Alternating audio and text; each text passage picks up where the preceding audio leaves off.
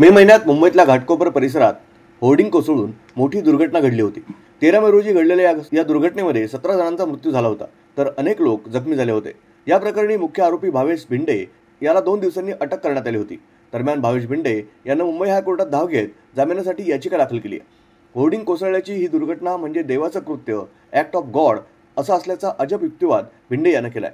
आपली अटक बेकायदेशीर ठरवत त्यानं जामिनाची मागणी केली आहे। तसंच माझ्याविरुद्ध दाखल करण्यात आलेली FIR ही रद्द करण्यात यावी अशी मागणी देखील भिंडे याने केली आहे।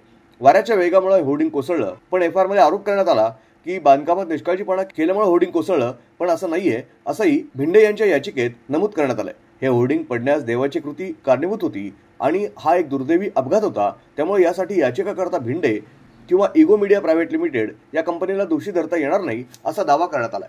ब्युरो रिपोर्ट, न्यूज डेस्क, महानगराची लाईफलाईन, मेट्रो न्यूज।